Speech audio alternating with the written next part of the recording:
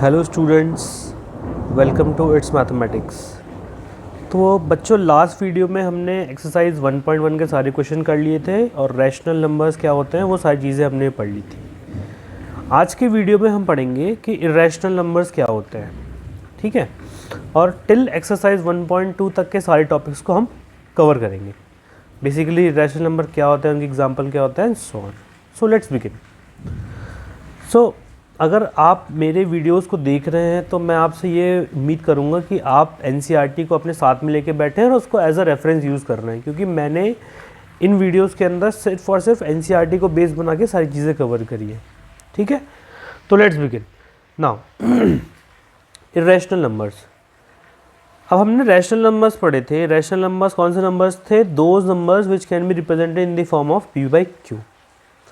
अब हम देख रहे हैं irrational numbers. Irrational number s is called a irrational if it cannot be represented in the form of p by q, where p and q are integers and q is not equal to 0। तो आपको बात समझ में आई? Rational numbers क्या numbers थे? जो कि p by q की फॉर्म में रिप्रेजेंट होते थे and q is not equal to 0 होता था। बट इरेशनल नंबर्स वो नंबर्स हैं जो कि p by q की फॉर्म में रिप्रेजेंट हो ही नहीं सकते, and those numbers are called as irrational numbers, ठीक है। अब सबसे बड़ा क्वेश्चन ये उठता है कि हमारे पास कितने सारे इरेशनल नंबर्स हैं, ठीक है। तो there can be infinitely many irrational numbers. कोई लिमिट नहीं है, खूब सारे इनफाइनाइटली इरेशनल नंबर्स अवेलेबल है हमारे पास, ठीक है। अब देखते हैं कुछ एग्जांपल्स के थ्रू इनको। जैसे कि पहला एग्जांपल है √2, √3, √15, पाई इज रिप्रेजेंटेड एज 22/7। तो 22/7 को आप कैलकुलेट करते रहिए, वो कभी भी ख़त्म नहीं होगी। या फिर एक ऐसी सीरीज जो कभी ख़त्म नहीं हो रही, 0.01, 001, 0001, 00 एंड सो ऑन, ठीक है। तो these numbers are called as irrational numbers which can not be represented in the form of p by q, ठीक। Now let's go to another slide.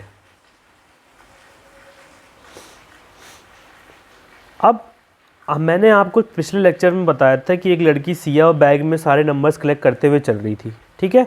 तो रैशनल नंबर्स तक हमने सारे नंबर्स बैग में collect कर लिए थे। अब बचा क्या? इरेशनल नंबर बचा था, ठीक है। ये इरेशनल नंबर्स बच गए थे। तो अब जो लास्ट में नंबर आता है वो नंबर आता है रियल नंबर, ठीक है। And real number is collection of all rational and irrational numbers, ठीक है। रियल नंबर क्या है? सबका कलेक्शन है। सारे रैशनल और सारे इरेशनल नंबर को अगर इकट्ठा कर दिया जाए तो उनको क्या कहते हैं? रियल नंबर से रिप्रेजेंट करते हैं, और उसका सिंबल क्या है? Capital R। आ गई बात समझ में? तो मतलब रियल नंबर एक ऐसा नंबर है जो कि आपकी जो नंबर लाइन है उस पर रिप्रेजेंट होने वाले हर नंबर को डिनोट करता है, whether it is a rational number और it is an irrational number. I hope आप सबको ये चीज़ समझ में आ गई होगी। आप चाहें तो साथ के साथ इस चीज़ों को लिख भी सकते हैं, ठीक है। तो रैशनल नंबर्स क्या थे? जो कि p बाई क्यू की फॉर्म में रिप्रेजेंट होते थे और जहाँ पे q is not equal to 0 होता था, ठीक है। Irrational numbers are those numbers which can not be represented by in the form of p by q, where p and q are not integers and q is not equal to 0, ठीक है। Any problem? ठीक है, आगे चलते हैं। आई hope आपको ये सब चीज़ें यहाँ तक समझ में आ गई होंगी। Now a very important point. अब ये स्टेटमेंट थोड़ा सा ध्यान से देखेंगे। ये स्टेटमेंट क्या कहता है कि every real number is represented by a unique point on the number line, ठीक। Also every point on the number line represents a unique real number, ठीक है। तो अब सबसे पहले काम कर लेते हैं, एक नंबर लाइन बना लेते हैं, ठीक है। यहाँ 0 1 2 3 4 5 6 1 -2 -3 -4 एंड -5। तो पहला स्टेटमेंट अगर मैं देखूँ तो क्या कहता है? Every real number is represented bye unique point on the number line. मतलब कि हर एक रियल नंबर लाइन पे एक यूनिक पॉइंट रिप्रेजेंट करेगा। मतलब अगर मैं ये पॉइंट ले रहा हूँ तो ये एक यूनिक पॉइंट है, इसकी पोजीशन कोई और दूसरा नहीं ले सकता, ये एक यूनिक पॉइंट है, ठीक है। और कभी भी 2 पॉइंट्स की वैल्यू एक नहीं हो सकती। 2 पॉइंट्स अगर हैं चाहे वो पास पास में ये, तो उनकी वैल्यू हमेशा क्या होगी, अलग अलग होगी। ठीक है, that is why every real number represented by a unique point on the number line and also every point on the number line represents a unique real number. मतलब अगर हर पॉइंट हम उठाएं तो वो एक यूनिक रियल नंबर है। इसीलिए हम नंबर लाइन को क्या कहते हैं, रियल नंबर लाइन कहते हैं, क्योंकि रियल नंबर्स में सारे नंबर्स आ गए, आपके रैशनल प्लस इरेशनल नंबर्स दोनों आ गए, रैशनल प्लस इरेशनल नंबर्स दोनों आ गए। ठीक है, आई होप आप सबको ये यहाँ तक की सारी चीज़ समझ में आ गई होगी। अगर समझ में आ गई है तो आगे बढ़ते हैं हम लोग वीडियो के। ठीक, कोई प्रॉब्लम यहाँ तक, कोई दिक्कत नहीं है। आई होप बहुत ईजीली जा रहा है। ठीक है, नाउ अब हम देखते हैं एग्जाम्पल नंबर 3, जो कि आपके पेज नंबर 7 पे दिया हुआ है। एनसीईआरटी के पेज नंबर 7 पे एग्जाम्पल नंबर 3 दिया हुआ है, उसको देखते हैं। इन्होंने क्या कहा है, locate root 2 on the number line. बहुत ही इजी क्वेश्चन है, ज़्यादा टेंशन नहीं लेनी, मैं आपको पूरा करके समझाऊंगा। ठीक है, तो इसके लिए सबसे पहले हम लोग क्या करते हैं, एक स्क्वायर कंसीडर कर लेते हैं। एक स्क्वायर मैंने कंसीडर कर लिया, इस पेज को 2 पार्ट्स में डिवाइड कर लेते हैं। मैंने एक स्क्वायर कंसीडर किया। ठीक है, थोड़ा छोटा स्क्वायर ले लेते हैं।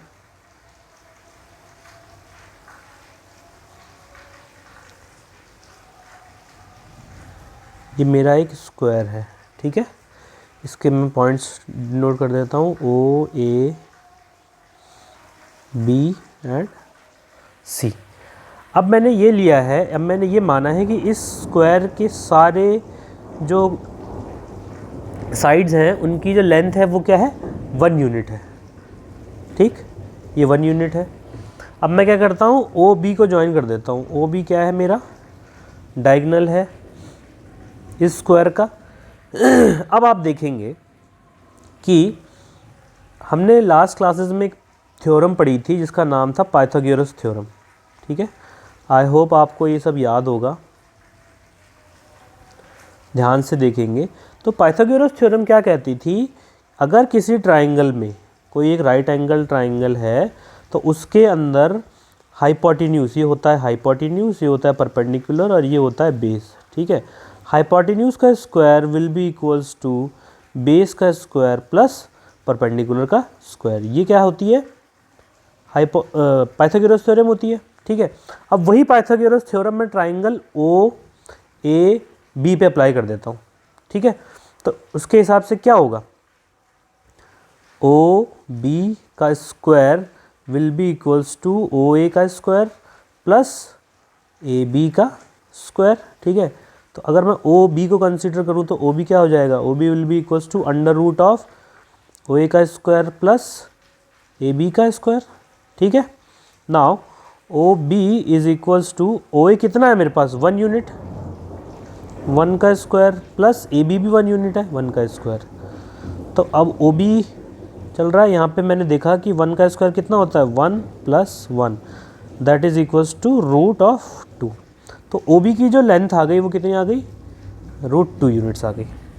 ठीक है, अब हमें कुछ भी नहीं करना है, सीधा सिंपल सा तरीका है, आप इसको उठा करके इस जो हमने स्क्वायर बनाया है ओ ए बी सी, इसको आप सीधा नंबर लाइन पे ले जाके रख दीजिए। तो मैं ये कंसीडर कर लेता हूँ कि ये मेरी नंबर लाइन है और ये जो ओ पॉइंट है वो इस नंबर लाइन की 0 से कोइंसाइड करना चाहिए।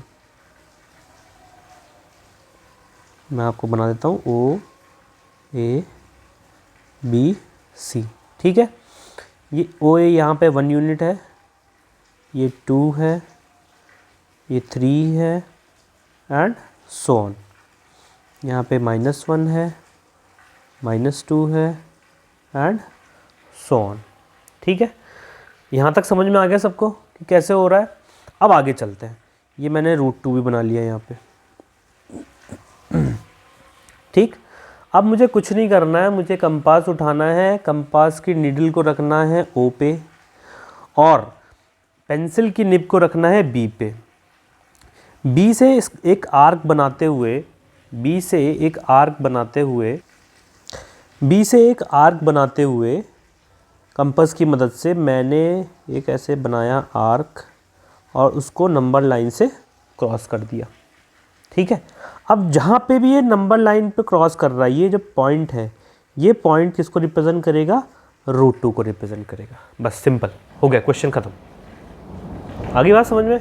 कोई दिक्कत हो तो आप प्लीज़ कमेंट में बताएं, मैं इसको और एक्सप्लेन कर दूंगा।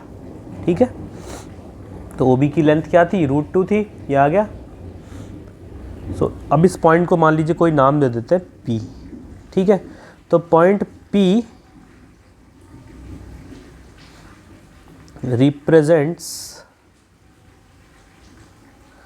√2 on the real number line. आज से जब भी हम नंबर लाइन लिखेंगे तो नंबर लाइन नहीं, रियल नंबर लाइन लिखेंगे। ठीक है, कोई प्रॉब्लम यहाँ पे किसी भी बच्चे को तो प्लीज़ कमेंट्स में आप डाल दें, मैं आपको आगे बता दूंगा। ठीक है, now let's move to example number 4, that is on page number 7 only. Now example number 4 क्या कह रहा है? Locate √3 on the number line. ठीक है, now you have to locate √3 on the number line. Same process, सबसे पहले आप √2 locate करें। मैं आपको बता देता हूँ एक एक करके, सारी चीज़ें स्टेप्स समझा देता हूँ। सबसे पहले आपको क्या करना है? एक नंबर लाइन लेनी है।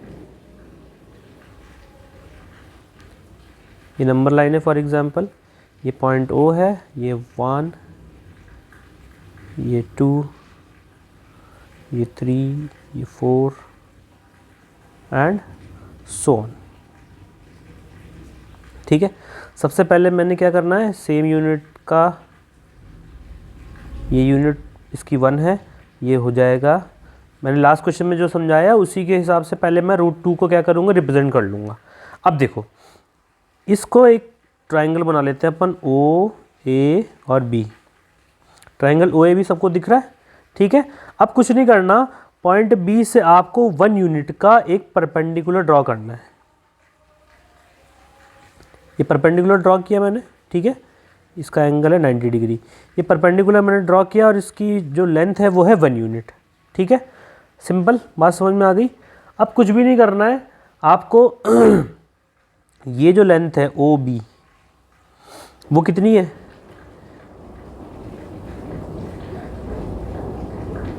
√2 है, और इसको, इस पॉइंट को हम नाम दे देते हैं ABC। इस पॉइंट को नाम दे देते हैं C। अब जब मैं O और C को ज्वाइन करूँगा, जब मैंने O और C को ज्वाइन किया तो देखो O और C का क्या लेंथ हो जाएगा? मैं कंसीडर करता हूँ ट्राइंगल OBC। मैं किसको कंसीडर कर रहा हूँ? Consider triangle OBC। तो यहाँ पे ट्राइंगल OBC में देखेंगे आप तो OB की जो लेंथ है वो है √2 यूनिट्स। ठीक है, CB की जो लेंथ है वो है 1 यूनिट। तो according to Pythagoras theorem OC का square is equals to OB का स्क्वायर प्लस BC का स्क्वायर। ठीक है, now OC will be equals to √ of OB का स्क्वायर प्लस BC का स्क्वायर। आई होप आपको ये सब समझ में आ रहा है। Now OC is equals to OB की कितनी लेंथ है? OB की मैं देखो यहाँ पे लेंथ है √2 यूनिट्स, √2 का स्क्वायर प्लस CB की कितनी लेंथ है? 1 का स्क्वायर। तो OC इज इक्वल्स टू √2 का स्क्वायर कितना हो जाएगा? 2 प्लस 1 का स्क्वायर 1। तो OC is equals to what? √3। तो O और C की जो लेंथ आ गई वो कितनी आ गई? √3 यूनिट्स आ गई। ठीक, अब कुछ नहीं करना, सेम प्रोसेस जो हमने लास्ट एग्जाम्पल में देखा था। आपको कंपास लेना है, कंपास की निडल को O पे रखना है, पेंसिल की निब को C पे रखना है और एक आर्क बनाना है जो कि रियल नंबर लाइन को कट करे।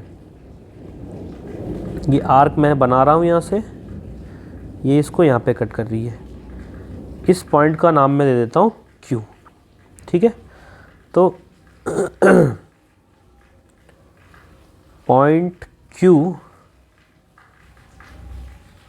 represents √3 on the